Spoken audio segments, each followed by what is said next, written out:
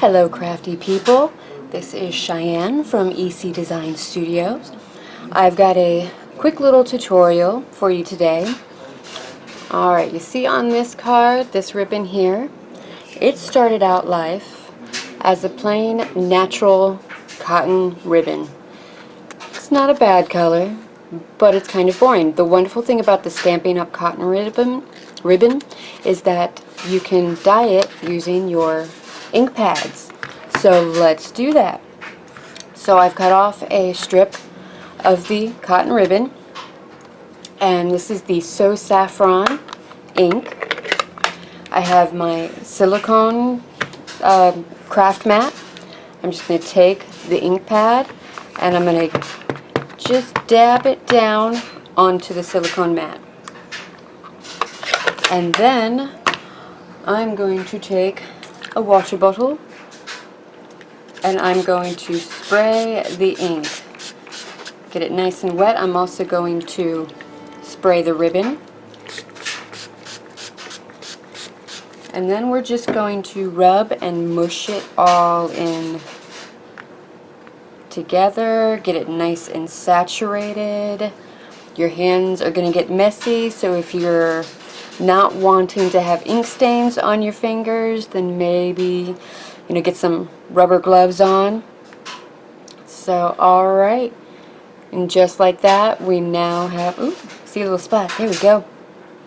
Still there. It's still there. It just doesn't want, there we go. It was a little bubble. Pop the bubble. Alright. Now once this is dry, it'll be a nice saffron ribbon that you can use on whatever you want. And again, you can use this technique with any of the ink pads. And you know what, while we're here, let me get a scrap piece of paper and see if it'll work on that too.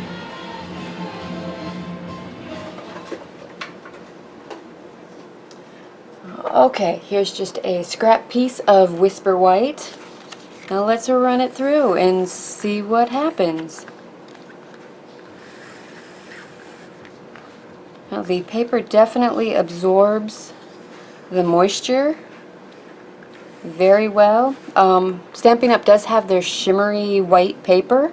I wonder if that would make a difference. It is a little better at the watercoloring techniques.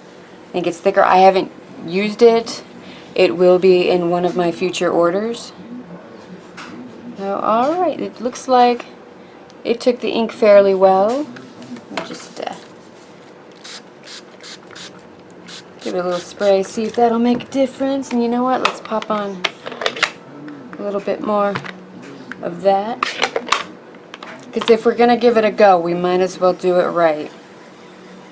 Give it our all.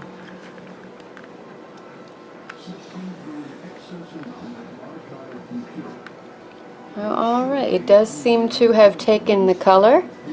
I'll post a picture of it when it's dry on the blog post so that you can kind of see how it does. I could probably dry this with the heat tool, but it's really wet. I think I'd rather have it air dry and see what happens. Alright, thank you for joining me. We'll see you next time. Happy creating!